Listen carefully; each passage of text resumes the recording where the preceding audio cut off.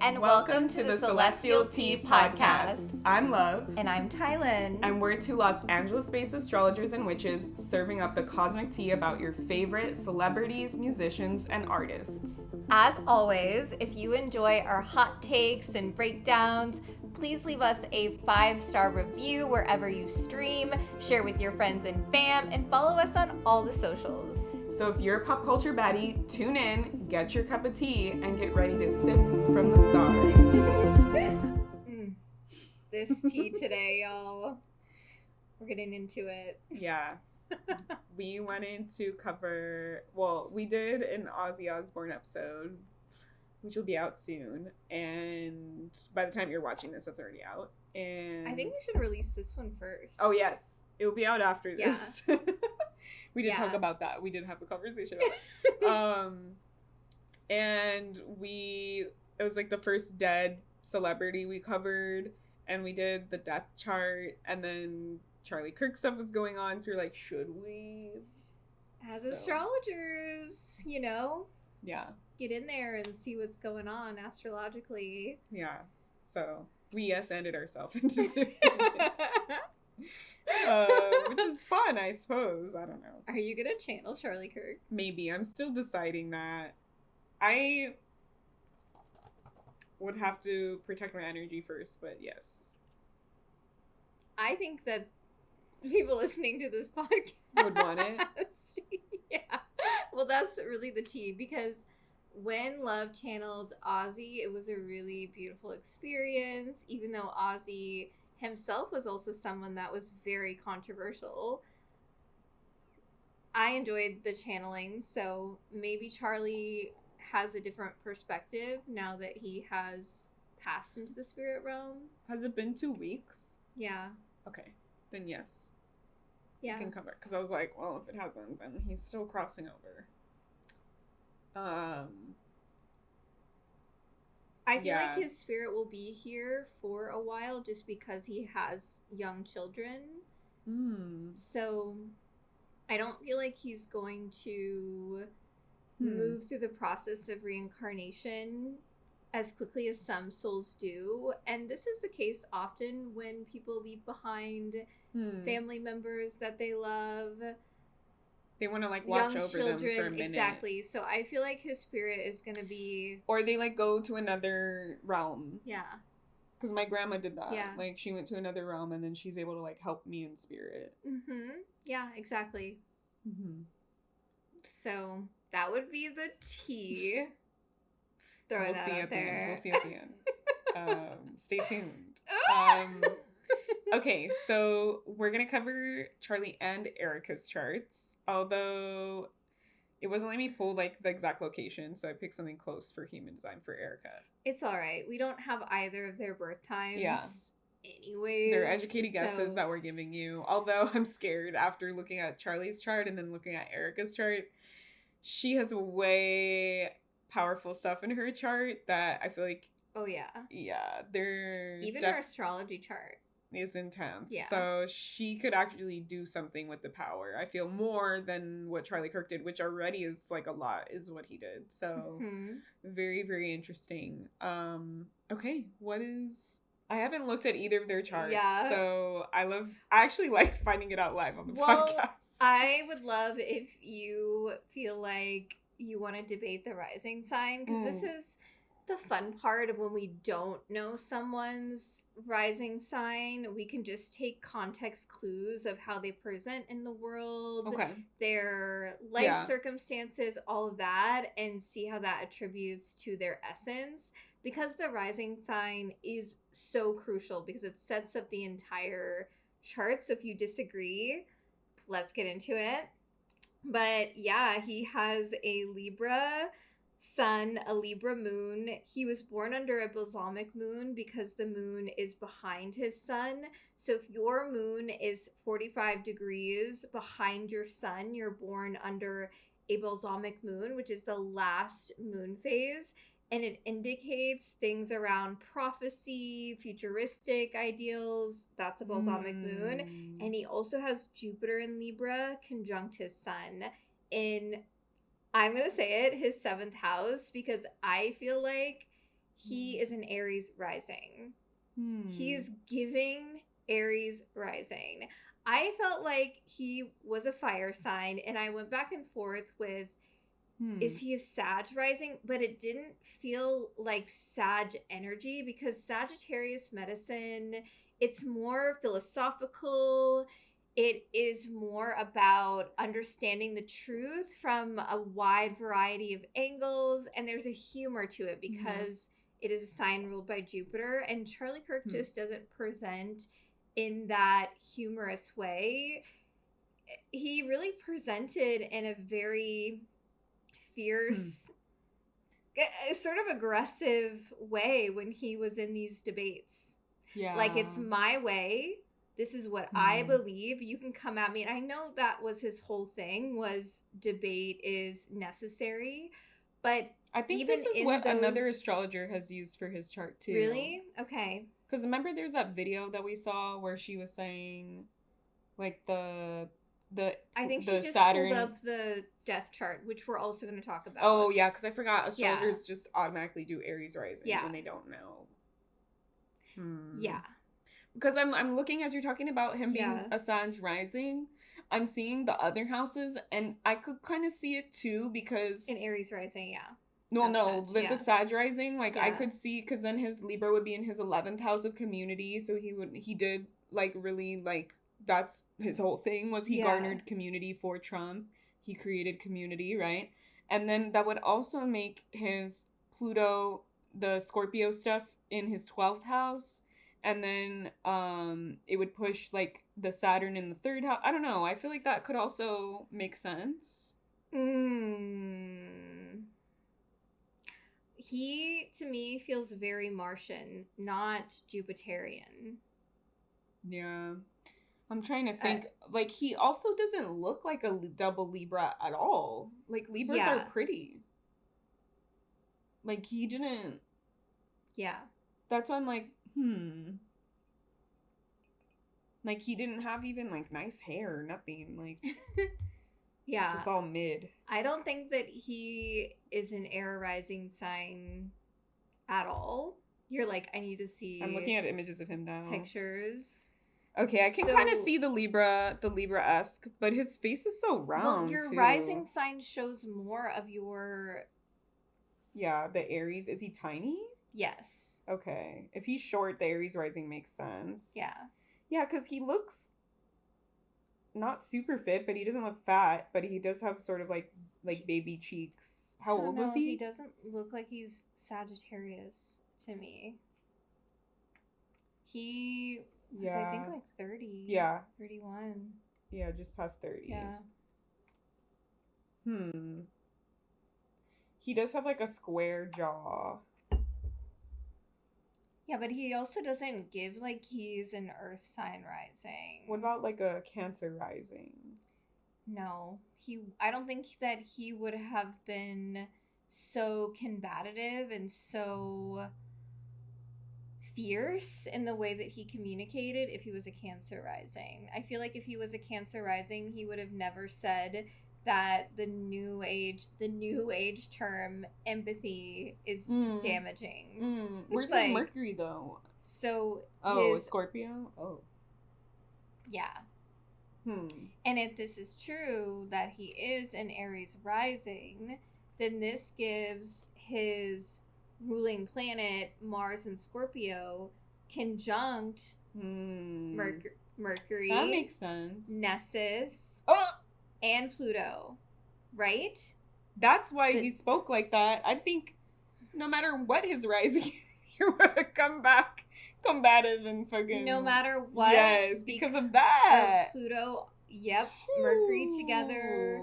Nessus here too, because when we think about a lot of the things that Charlie Kirk said in his lifetime, they were very damaging. A lot of the things that he said were very harmful and hurtful. We can pull up quotes if y'all listening are like, wait, what did he say that was hurtful? Okay, these Aries rising celebrity men have like the same chin though, and he doesn't have that chin. I don't know. What do you mean? Like, his face is, like, the most... I feel like he looks kind of like he has that. You think so? Yeah. All right. Maybe he's just puffy. Okay. But I could also see Sag rising as a close second. That's why I'm saying I went back and forth. Yeah. Because the Sag energy, it does care about the truth. So you're like, wait, Sag. Are these sun signs, though? Or no, confirmed rising signs. Risings, yeah. Okay.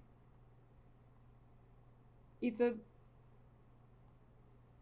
wider jaw. I didn't realize Elvis was a Sag rising. It was that. They do have a different look in their eyes, I feel, than the Aries rising. Yeah.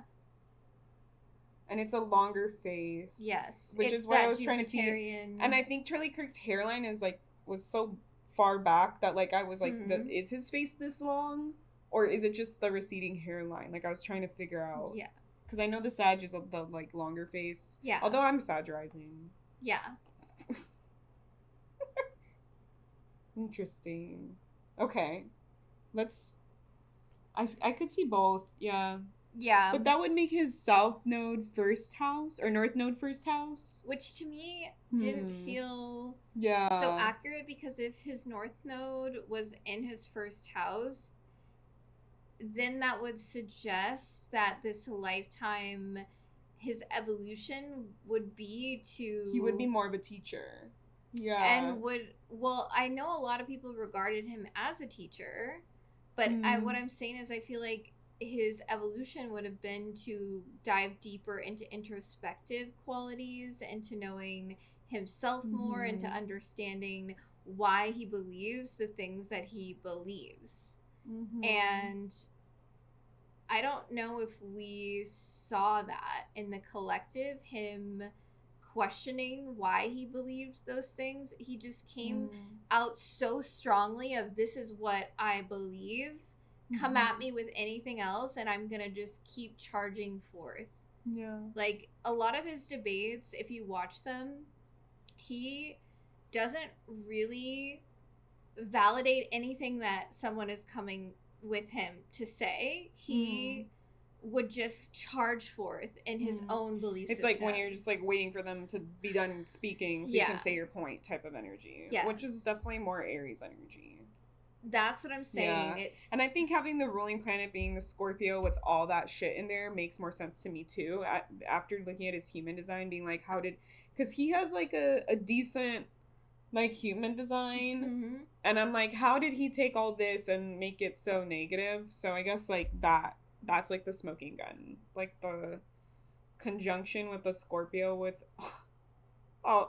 what is it? His Mercury, Mars, who's domicile here in Scorpio, Pluto, who's also domicile, and then Nessus as well, who is an asteroid of poison and power.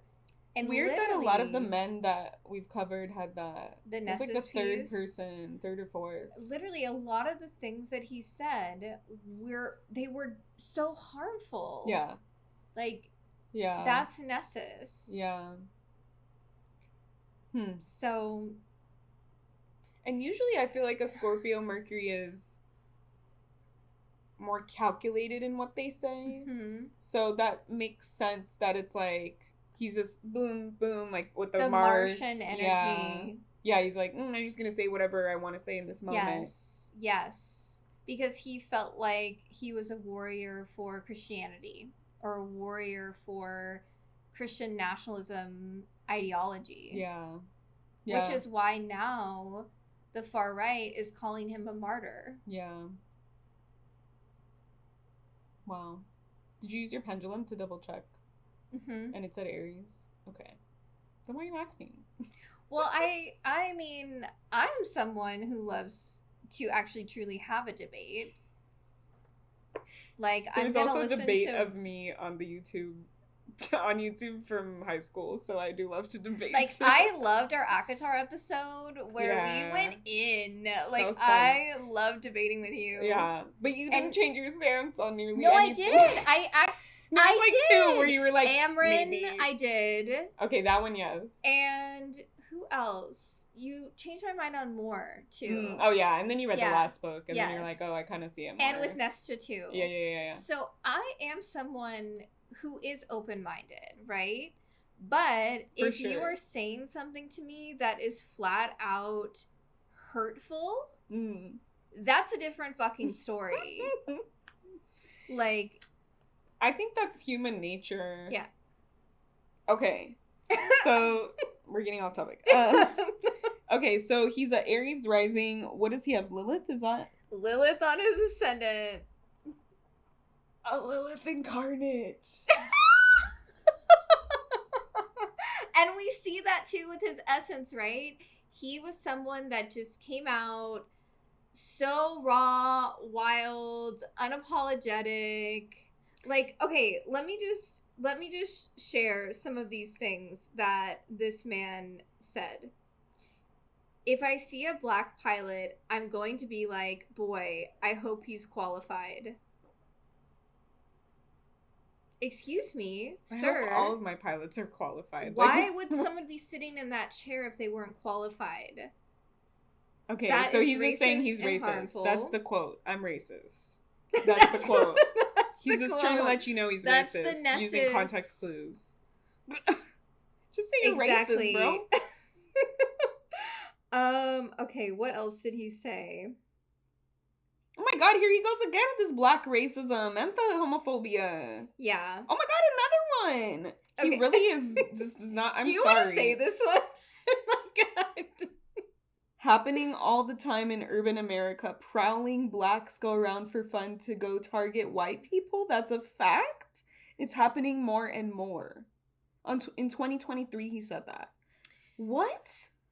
When really his ideology has promoted the lynching of black people, which is fucking horrifying. Yeah. So he definitely was just like racist against black people. It seems like he believes every stereotype about black people. Like every harmful racist stereotype, and he's just like he reminds me of like one of those like old Southern women that will just like in any type of conversation just be like trying to throw some racist thing about a black person in there. And you're like, dude, we're like, not that I'm like hanging out with a bunch of racist Southern people, but in this example, it's like, we're talking about like a recipe for dinner or something. And you're like, just need to say this. Yeah.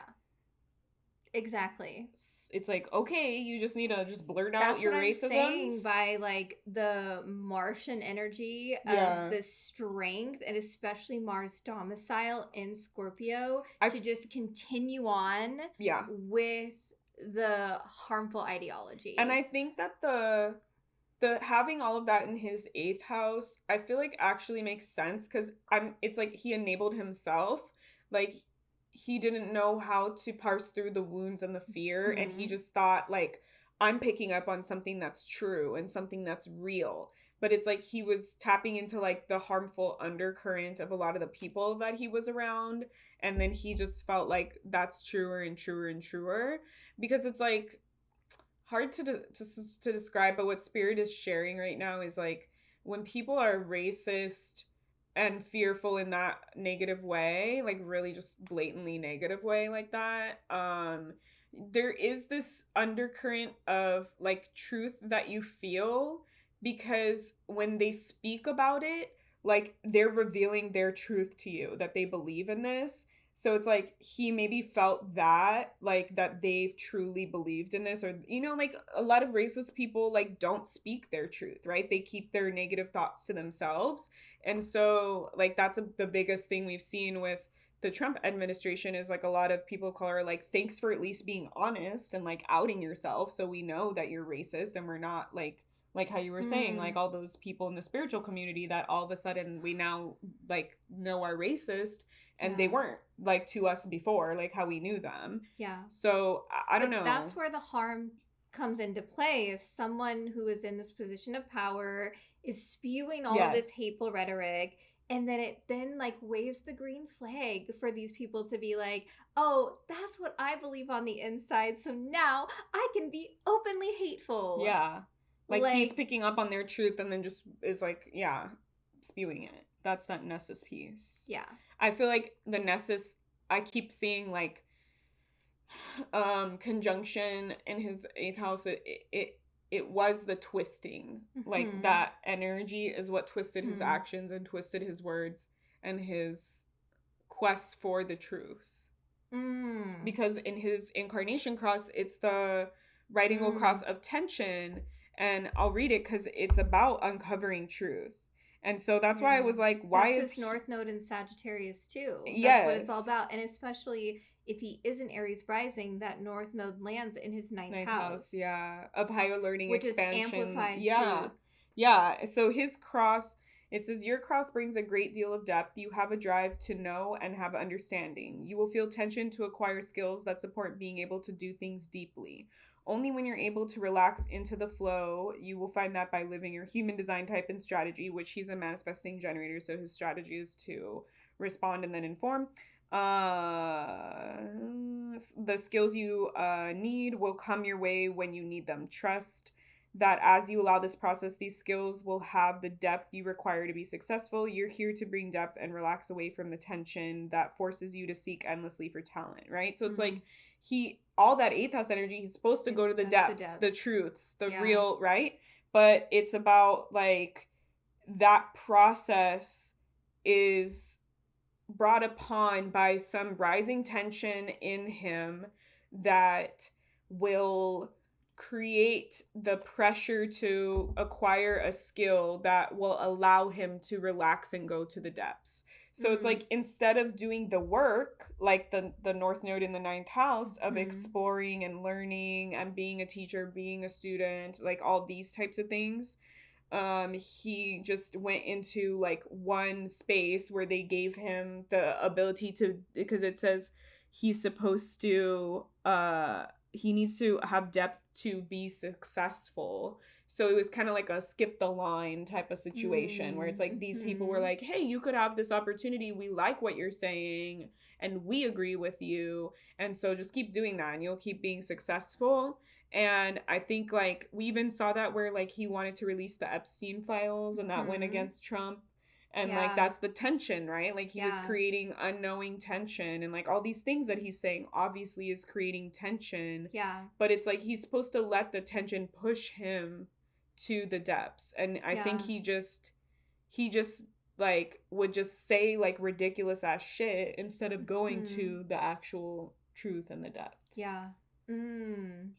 Yeah, the Epstein files is an interesting part of this because Candace Owens is someone who also like pushes far-right ideology. And then also agrees with releasing it now. Yeah. And she came out and said something about how the death of Charlie could have been related to an inside job for the people that want to keep these files. And that was the reigning theory. Wraps. Yeah. That was the theory as to why they like killed him, that the Trump administration intentionally just killed him. Because Charlie, because of all of this thing around going to the depths and that Martian warrior energy, he would have kept pushing and pushing and pushing. Yes. And he would have kept fighting. And they all know that their name is on that list. Yeah. So they probably were like, let's kill him and then we can use his death to help embolden our cause and make him into a martyr. And we also win because it'll be one less important voice in our circle pushing for the release of the Epstein files. Like that's the reigning theory, which to me it's like, yeah, I don't believe that the assassination attempt was real either. I think that they faked that too on Trump, right? So it's like, if they could do that, they could definitely do this. Yeah, why would they immediately say that it was someone on the left who is trans? Because they're trying to like embolden their agenda against trans people. They just kept moving the goalposts. First it was like, oh, they're trans, and then it was like, oh, they have a trans roommate. Like, this is all these stupid. It's like, girl, the 1% of the population are trans. Like, that means not many people know trans people. Like. And most people that are shooters are white cis men. Yeah, pretty much all the Trump involved ones were all like Republican people.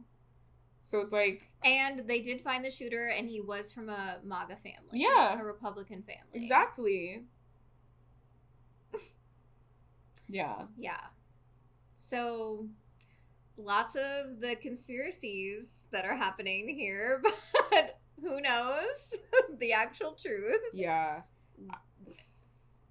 I definitely...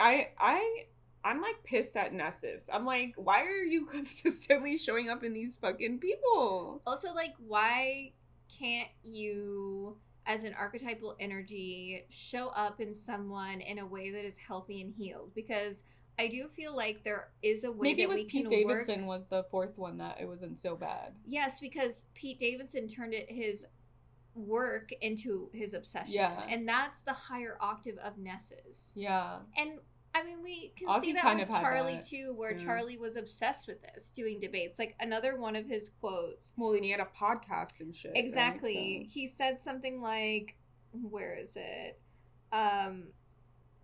We record all of this so that we put it on the internet so people can see these ideas collide. When people stop talking, that's when we get violence. That's when civil war happens. Because you start to think the other side is so evil and they lose their humanity. Yeah, that's him. That sounds like him doing his actual purpose. We need to keep provoking to find the truth and not like fall into violence. Also, him utilizing his gift of the South Node in Gemini. Yeah. Where if you have your South Node in Gemini, I also have this as well. There is a comfort within the realms of studying, gathering all the facts, communicating, expressing oneself, being in that vibe of a conversation. So I feel like that's also him, in a way, being in his comfort zone too, because he would have these conversations, but were they actually about finding a common ground with a deeper layer of truth there? Yeah. Like, did he actually change his racist ideologies, his hateful ideologies? Did he in his lifetime? That's what I'm saying. Yeah. Or was it him just falling back into just saying what they were paying him to say, right? And he's a manifesting generator, and he's a 3-5. So I'm a manifesting generator in 3-5. He's an emotional solar plexus, me too. They say like 5 lines should have a podcast because they're supposed to have ahead of the curve ideas. They're supposed to be able to like help push society to where it needs to go. And a lot of 3-5s are seen as like, there's this one human design meme that was like the profile lines of what they're most likely to end up as, like the superlative from high school. And the 3-5 was like most likely to end up in prison. Because like the 3 line learns through experimentation and just doing it. And so like when you do that, you make mistakes, you fuck it up. And like it sounds like that's kind of where he was, right? Like I'm just gonna fucking whatever, I'll just say this thing without thinking it through. And I usually like, I'm very hard on myself, and like I'm like, let me, before I say it, like I don't have as big as a platform as Charlie Kirk does or did. But it's like, even with my platform, I'm like, I need to, if I'm saying something, I have to make sure like it's not just like off the cuff. Because with my Aries moon, because I have Aries energy as well, like I tend to just be like, and then like put it out there, and then it's like, whoops, didn't get the full picture, and I said something stupid, you know? So I feel like that's kind of like, but by you taking accountability for that, that is growth. Sure. Did he see that at all? He doesn't say that. No. Exactly. Like he enjoys like responding. It makes sense why you have the debates and the podcasts and the things and the speaking. He also, like, as a manifesting generator, part of the power is the defined throat. All manifesting generators have a defined throat. That's what makes you different from a generator. So he has the power in his throat, and he has gene key. He has a channel in his throat. He has the channel of charisma. So it's the 34 to 20, and it's like, literally, it's kind of funny. I'm going to read what the gene key or the channel is about, but it's about being absorbed in your own activities so much to the fact that you're unaware of what's going on in the world around you, that you're contagious in your enthusiasm. When you're doing what you love, it lifts everyone up. So it makes sense. Like if he fully believes in this and he's into it, that's the charisma piece. He's magnetizing people into that's his Jupiter way on of his sun too. thinking. So just charismatic, charming. And Libra too? Yes, and they're supposed to be like very active and moving often, which the Aries risings will want to be active and moving. And moving quickly into action. And so these people have this particular channel. Like if you have this, the 3420, the channel of charisma, you will want to be moved. Like you will have this sense like, I need to quickly move. That's like emboldening like the Martian energy that you were saying. Because it literally says like you need to listen to your authority before responding. So like he has the emotional authority. He was getting swept up in the energy of the emotion and not letting the emotion move through him and then saying his piece or whatever it is that he needs to do. He's probably getting emboldened by like, okay, yeah, everybody's in this and like, and this is the emotion, so I'm gonna keep going and going and going, instead of sitting and like listening and confronting and collecting evidence or feelings about what it actually means, what he's receiving, and letting his emotional wave pass through him, which is what you're supposed to do if you're an emotional authority. Like sleep on it, take some time, like digest it. He obviously was just like immediately like sharing the gut response, the gut feeling. And that's why he said a bunch of bullshit. Because that's what I'm saying. I'm like trying to say as a MG emotional authority 3-5, I understand that impulse, right? Like I don't have the 3420, I have a 3410 channel, but yeah, it can be like really intense because 34 is a gate of power, so you're supposed to focus on yourself and empower yourself. But it's supposed to, like with the gene key 20, it's the gate of now, so he's supposed to be rooted in the present moment and not worrying about future, past, whatever. And he's supposed to have spontaneity, but he isn't always supposed to act on these feelings that he's getting. And I think he just was doing that. And he was ruled by Mars. And I'm willing to say he probably wasn't rooted in the present moment, right? Like, because I feel like a lot of people who hold on to racism, they like have like some weird thing from the past that they just like hold on to and let it fester and create this like horrible narrative, right? Like if he was truly being present in the here and now, he would be feeling multiple things and not just one ideology. Well, I'm sure that some people would debate us and say that he wasn't racist because he did have all of these programs set up to support Black people.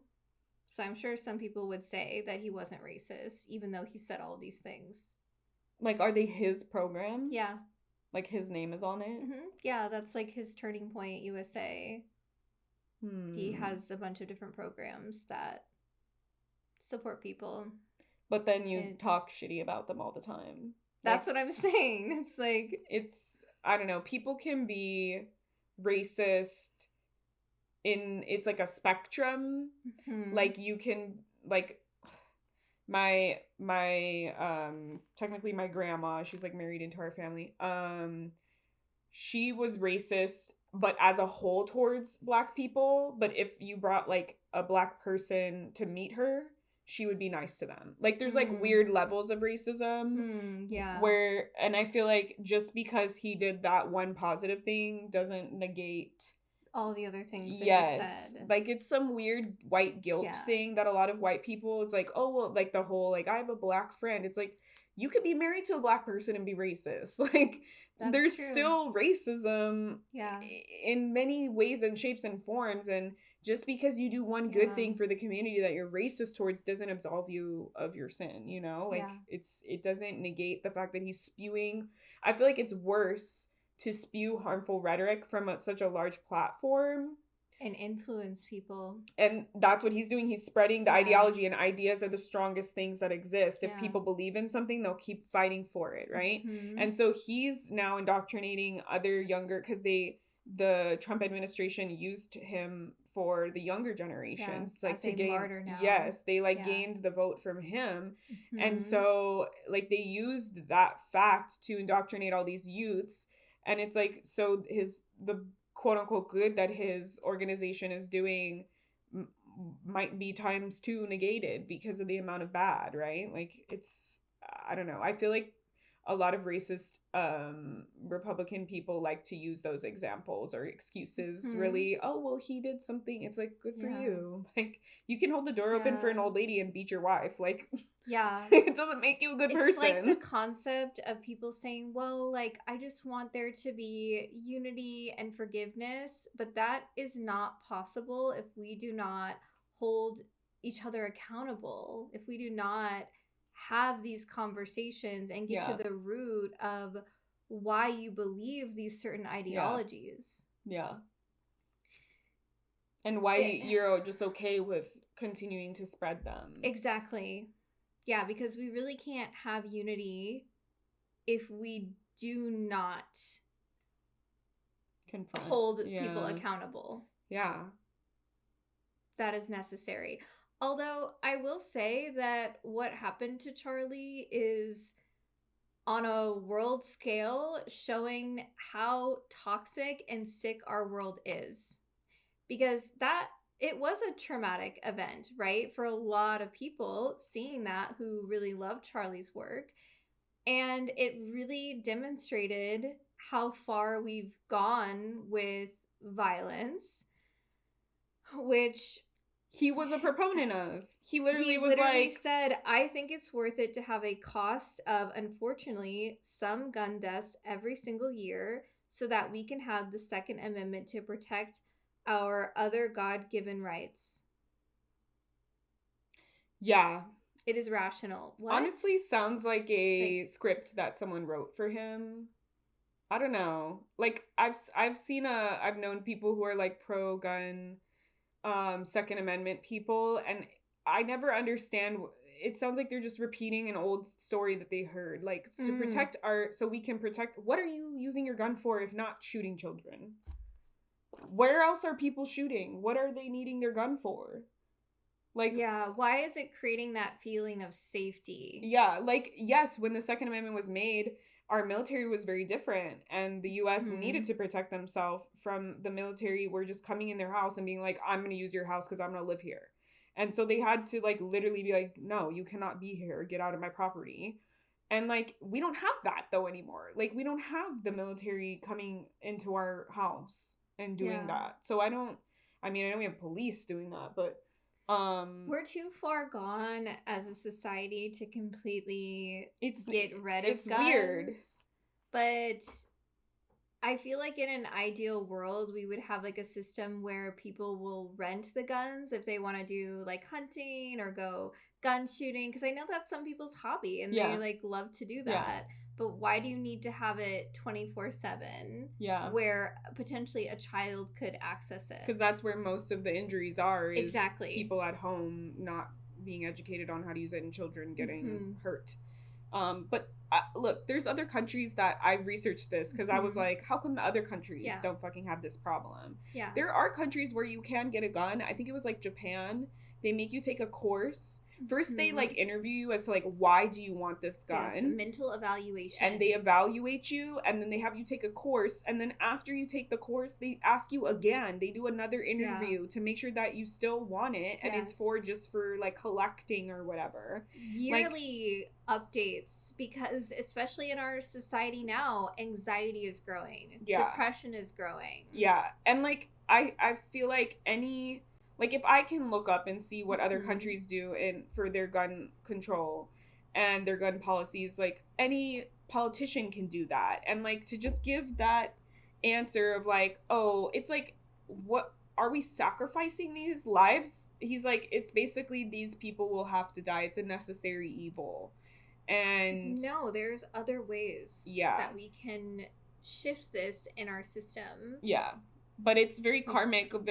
There was another astrologer that we saw the video of, and they were saying that like the Pluto squaring Saturn indicates a karmic death because Saturn is like the lord of time and karma and like a karmic placement. So I find that very interesting, especially in his 8th house. Like, geez, that's the house of death, life and death, transformation, rebirth.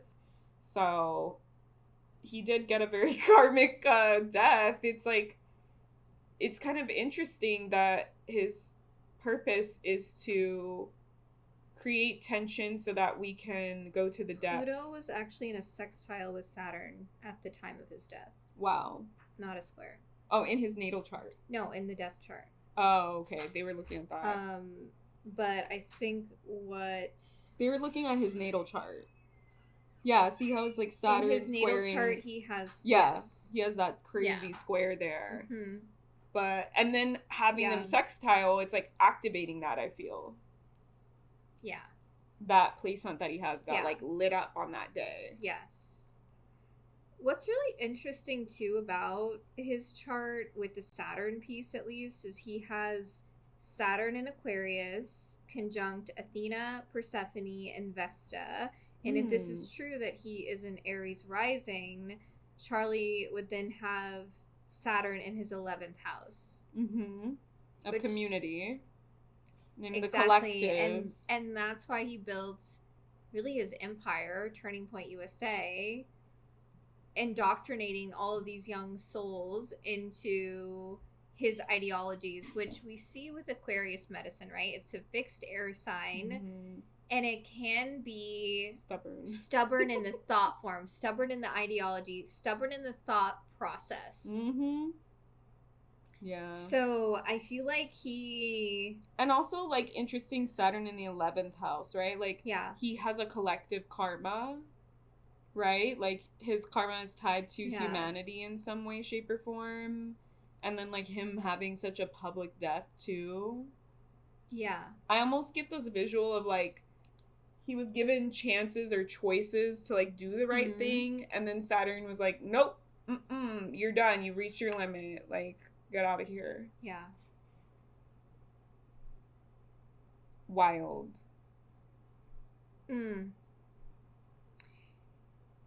Yeah. He also has... Oh, this is true. North Node, Or the...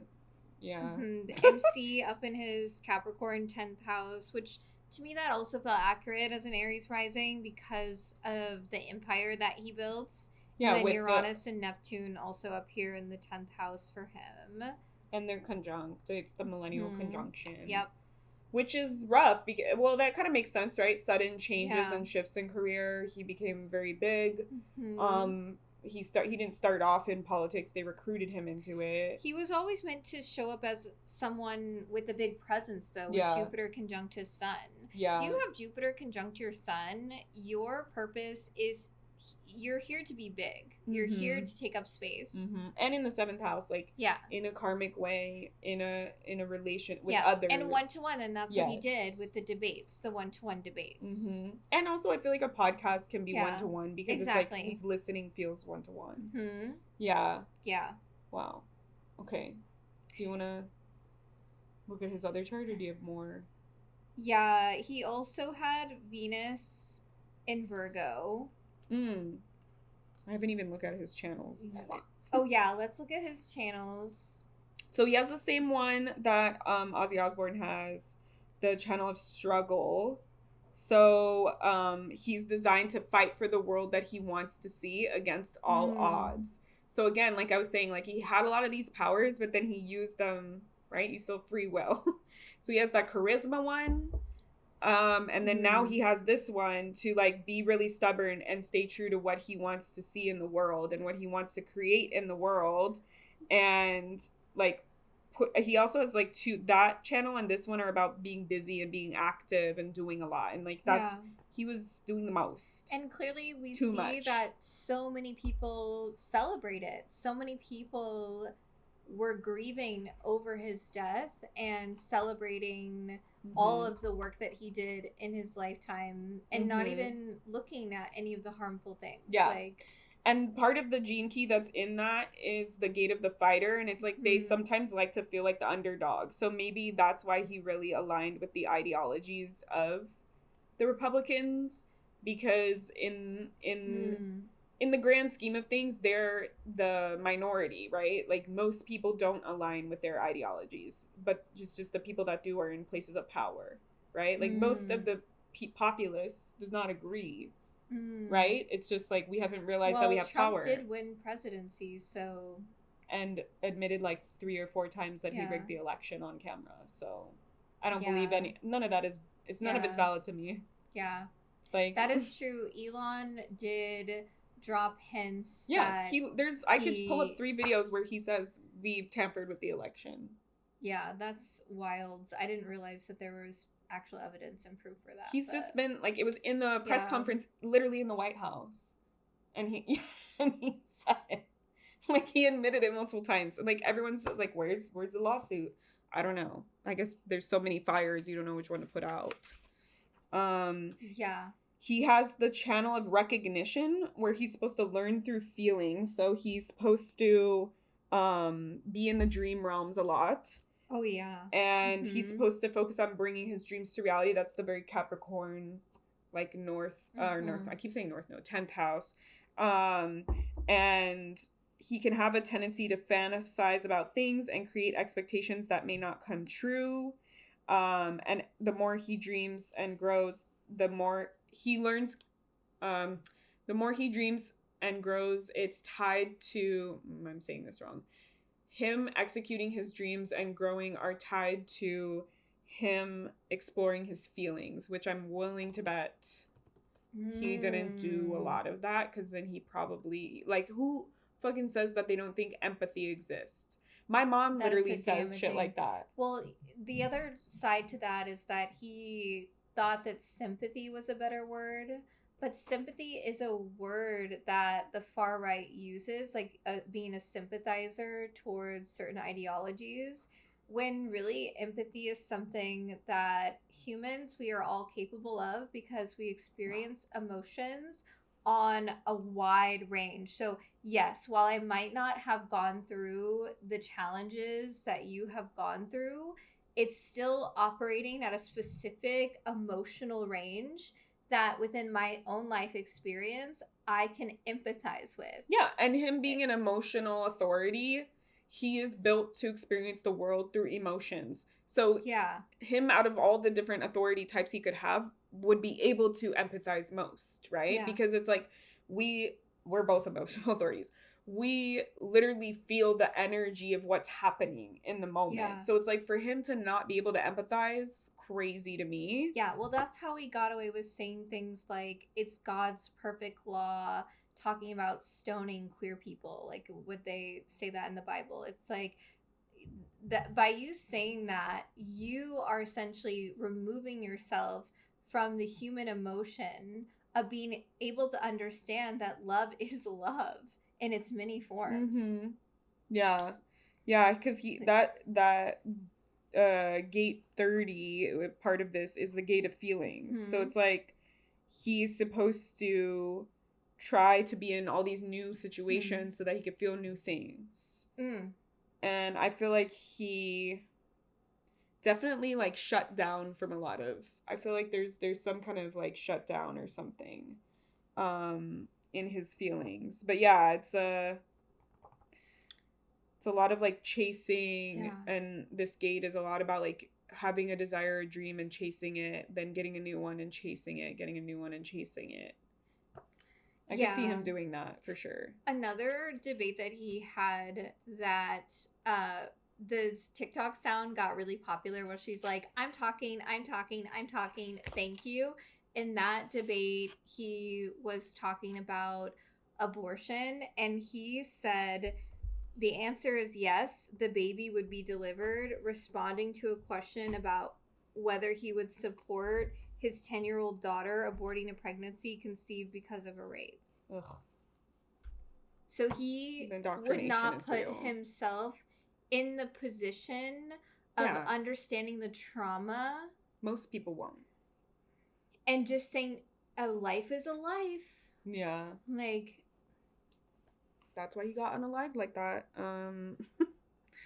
Yeah, so his last gene key, or last channel, is the channel of transformation. And it's a channel that pushes people to succeed, like this drive to succeed. So he's here to create financial success through hard work to succeed. It's a gate that's like a natural entrepreneurial energy, so it makes sense what you said, like he had like the different organizations and things. That Captain House. Yes, definitely. And he's supposed to build something that's sustainable so that he can gain wealth, which it seems that he felt like this aligning himself with this administration was a sustainable move for him. And then it says like if you work in an organization, you have a strong desire to have your efforts recognized by others and climb the ladder. So definitely felt like he did that because he inserted himself in a lot of public spaces so he could get recognition. And then he started speaking against some of the things that his, you know, party agreed with. So yeah, it's very interesting. It says if you focus too much on your goals and not enough on your quality of life and relationships, you can become a workaholic, which I wonder. Yeah. Yeah. I could see him being a workaholic. I think that's why we see in his natal chart, he has Venus in Virgo in his 6th house, if it's true that he's an Aries rising. Yeah. So there is a love of work here. Yeah. And he feels like he felt like his work was how he was of service to humanity. Exactly. Yeah. Like he probably thought in his mind, like, I'm doing the Lord's work here. Yeah. Literally. He did. And millions of people also think that. Gross. It's really scary times we're living in, y'all. And this is why it is important to have these conversations. I agree with Charlie on that specific piece of like, it's important for us to keep talking because I genuinely would love to be able to understand the mentality of the racism, of the hatred. It's just indoctrination. It's not, I feel like people think it's like more complex. What I've seen with people who are racist is either they have an inciting incident that happened to them and they like it's too traumatizing and they don't know how to process their emotions and they just set a rule like this is the blanket statement moving forward, or they're just brought up in some kind of societal cultural organization of some kind, whether it's like your family's culture or your church or whatever, right? That just keeps like shoving that propaganda like down their throat. Yeah. They either tell stories of their anecdotes or they just talk about it, or, you know, because they show like children are not inherently racist, right? Like those videos when there's like a big scary man in like a Halloween costume, like a Grim Reaper or something, and then the kid is scared, and then the person in the costume is like, hi, like I'm fine, and then the kid's like, oh, they're nice, like cool, like that's how nature is, like for humans. Like yes, it's scary because we don't know how to identify it, and like our brain is conditioned, like the way our brain works is by like mapping, so like building on concepts. So it's like, where do I categorize this person or this thing that I'm interacting with? Is it good or is it bad? And then it gets like more complex as we get older. Yeah. And it's like once the child learns like it's not bad, it's just different. Like I've never, like people are like children are too young to learn about it. I've never seen a kid like struggle to accept something if you just tell them like that's just the way it is. Like there's been videos where I've seen like a white kid interacting with a person of color for the first time. They'll ask like, why are you different than me? Because their brain is recognizing I can't categorize you as exactly the same as me. But once they're like, I just am, like the kid's like, okay, like they're not like, oh, you're bad, you know? Yeah. And that's something that's taught. And so it's just strict propaganda and brainwashing that gets people to this way. And we've seen that with like cults. Like we can use other extreme things. This is technically a cult, but like what we would define as like a traditional cult, that all it is just the propaganda and brainwashing continuously being shoved down somebody's mind. And what your brain does is in order to survive, in order to keep living every single day and not like have a psychotic break, you just create these like irrational like cognitive dissonances inside of yourself. So like your brain will be like, this is true and that is true, and it doesn't make any sense.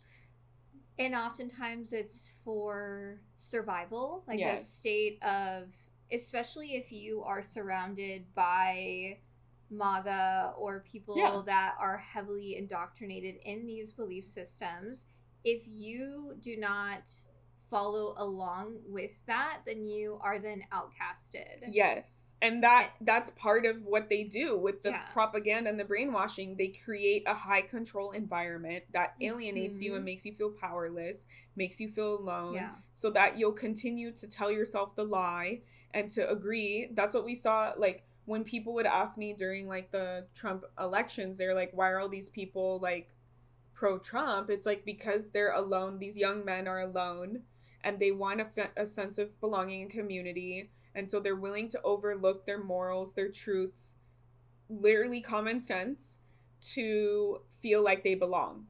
And that's all that it is. That's the separation tactics that the government and the powers that be right now want us to have, so that they can easily take people and be like, oh, you're alone and you don't have, you know, what you need to feel good. We can give that to you if you align with our ideologies. And I think that's why they're so hell-bent on going after people that are neurodivergent and people that are autistic, because if you are neurodivergent and autistic, your brain operates in a different way and you're willing to question the norms. You can't. And people with autism who are on the spectrum, they can't be lied to. They can sense the truth of these things. And that's why these types of people hate them so much, because they can't spew their bullshit. Because the, like, people who are on the spectrum will, like, do their research and question. Yes. Yeah. And that's why they want you to just believe what they want you to believe. And that's why religion is so successful, because they created the story that you just have to believe what they tell you. And if you don't, then you'll go to some scary place called hell. And so, like, you just fall in line, right? Because you're too afraid of, like, your soul dying and being in eternal damnation, that you'll overlook all these other things that are literally the principles of what people, like, do to get into hell. Like, look so at the weird. history of the church. It is bloody. It is. There's not, like, who decide. If that's the case, why did they decide to go to like the Inquisition, the war? Like, why would they do, what is it, like, the people from the lifetime that you were in, when they would the Crusades. The Crusades, thank you. Like, why would that be a thing? Yeah. Just because people don't believe in your religion doesn't mean you get the opportunity to, like, kill them for it. Like, that's still doing something bad. It's so harmful that they ripped so many people from their native traditional practices. Yeah. They just co-opted all of them. Stole the land. Yeah. Like, that's the thing that really pisses me off. Even in Europe, they stole a bunch of land. Yeah, and they built their churches over sacred sites. Yeah. Yeah, so I feel like with this, it's like, if you're like Thailand and you're like, I want to understand, you won't understand, because... Well, I'm someone that will continue to question. Sure. I've always been that way. And that's why it doesn't make sense to you, because you are questioning and you are looking for the truth, right? Because I do desire unity at the end of the day. I don't like this feeling that people are so divided and that people believe these harmful ideologies and are operating from this hateful place. To me, that is heartbreaking. To me, that is heartbreaking that so many souls, especially people of color, queer people, we do not feel safe in this current environment. And that is heartbreaking. Like, when can we create the unity? And obviously, like I said earlier, it has to come with holding people accountable. Yeah. And then also forgiveness, right? Like, and I saw this tweet around, like, the whole rapture thing. That's been wild on TikTok. That I think Y'all, is very... if you are not on Rapture TikTok, you're missing out on a good laugh, on something to make this a little bit better. Oh my god. But this tweet was saying, I think it's applicable to this situation, that the very religious people who believe in the rapture are so unpracticed at learning how to, like, confront and deal with their emotions, that they'll like believe in these crazy things like this, right? Like instead of dealing with their emotions and their feelings and confronting these things, they would rather like just do like offhanded, like irrational shit that like doesn't make sense. And that's what I'm trying to say is like when you lie to yourself, like the cognitive dissonance that I'm talking about, you have to lie to yourself and tell yourself something over and over and over to keep believing that lie, because what you see with your eyes is the exact opposite of that. Like the reality and what you're telling yourself doesn't match. That's what cognitive dissonance is, right? And in order to keep doing that, you have to keep separating further and further from reality to keep believing in this. And so that's why the Republican MAGA people are so like, we're like, what the, like Charlie Kirk's memorial having fucking fireworks when his wife comes on stage. Like everyone was like, I've never, what? Like who's treating this like it's like a concert, right? Yeah.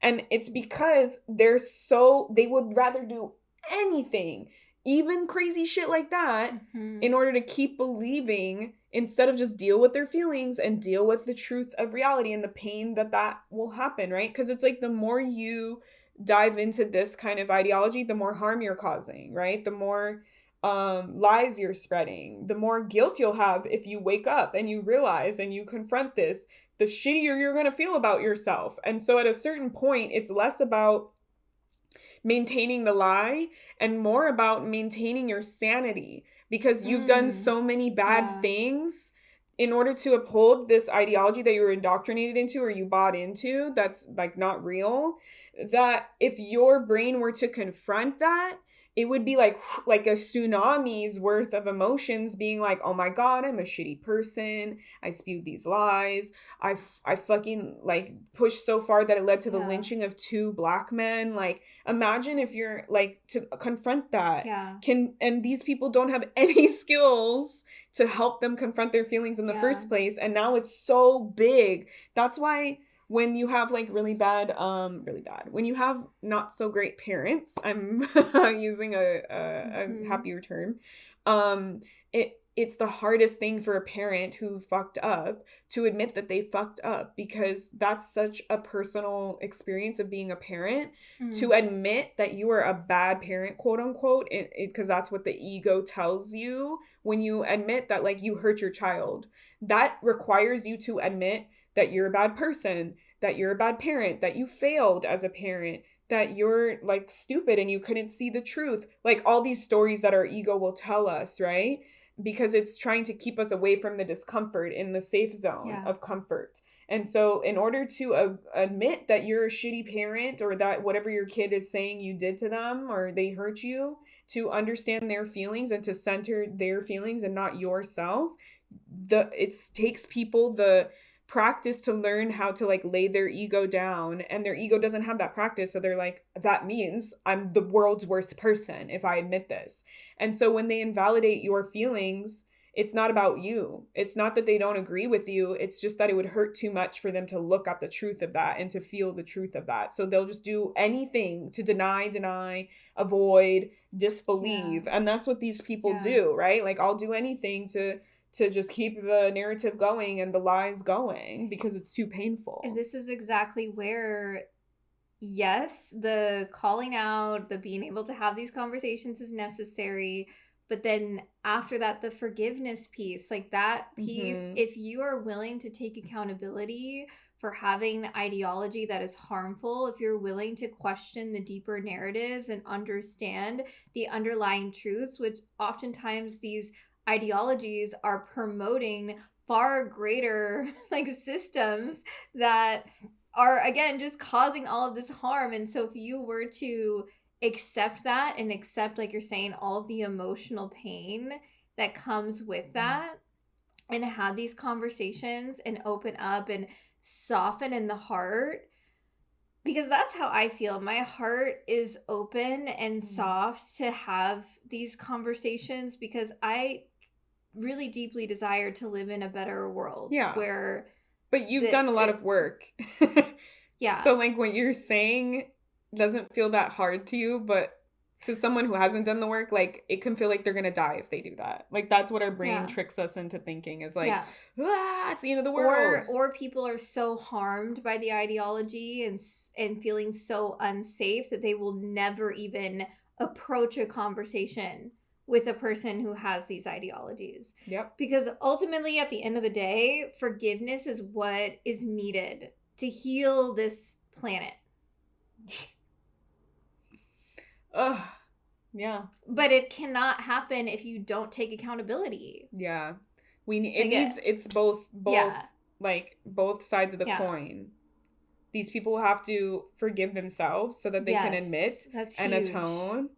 And they have to, how are they going to forgive themselves if they don't think that what they're doing is wrong at all? Mm-hmm. They need to learn. They need to open up to the reality. And that's why Charlie Kirk's death has really, like, opened up this whole Pandora's box for so many people to really be able to see, like, other people in their true colors, like how they really view the world. Yeah. I mean, like, there's any world, like when people were voting for Trump, it was outing people, right? Like the stuff with Israel and Gaza, outing people, right? Like when we see this, it forces people to show their alignment, their allyship. Yeah. And in a society that's like, don't ask. That's not appropriate to talk about, because they knew that. They knew if we created this reality of like, don't talk about this at the dinner table since like the 1950s, then you can have your personal racist ideologies and keep them to yourself and only talk about it with your family. But that's still harming the overall collective. This is why I shared on one of our early episodes with Trump how Native practices, when someone was operating out of wrong action or not in right action, the community would circle that person and surround them with love, surround them with forgiveness, really show the mirror for how their actions have been hurting other people and harming other people. Yeah. But that's also that ego. They were practiced as a culture, as a society at doing that. Yes. And we've lost that ultimately. We've lost that. And that's why I'm saying, like, my heart is open and soft. And also you have to put yourself in the shoes of, like, the people being oppressed. Like, the queer people, the people of color, like, women, literally everyone who's not them. Like, those people have received so much harm for so long since the inception of the U.S., since the inception of, like, the church, that they're not going to want to sit there and call this person in. Yeah. You know? Like, they're like, fuck you. Why do I give a shit about you? And it just keeps perpetuating this cycle of harm. And that's why a lot of people of color will say, other white people, you are responsible for these people and their actions, because we haven't received as much hate and harm from these people as people of color have for like generations. Yeah. And so, like, it's just like, it's ridiculous to ask them to now facilitate the healing. Like, shenanigans. It's not going to happen until the accountability is taken. Yeah. And that's why our people, the white people, need to be active in combating and doing the work that you're talking about. Yeah. Crazy. Okay, what's his death chart? Okay, wait. I wanted to share one thing that he said, because we just did an episode with Taylor Swift. He literally said to Taylor Swift, reject feminism, submit to your husband, Taylor. You are not in charge. Like, literally. I'm not making this up, y'all. This is just another layer of just, what? Submit to your husband? What the fuck year is this? And the fact that his wife now is gonna rise like a phoenix from his fucking ashes. She's like, I am the new head of this. Oh, God. Yeah. Okay, we're going to get into Erika's chart, too. So, yeah, let's do the death chart. Okay, so, you know, we're professional yappers. That's why we have a podcast. Yes. So, sometimes that means that the episode goes on for, like, over 2 hours. So. A lot of times it means that. So. Even the Alexa agrees. So we decided to cut this episode into 2 halves. pausing it here, and we'll pick up right where we left off next week. And so come back and listen to the rest of the episode next week. Thank you for listening to another episode of the Celestial Tea Podcast. If you enjoyed our hot takes and breakdowns, please leave us a 5-star review wherever you stream, share with your friends and fam, and follow us on all the socials. Let us know if there is a pop culture icon or a phenomenon that you want us to look at next. Tune in next week for another piping hot cup of celestial tea. Cute.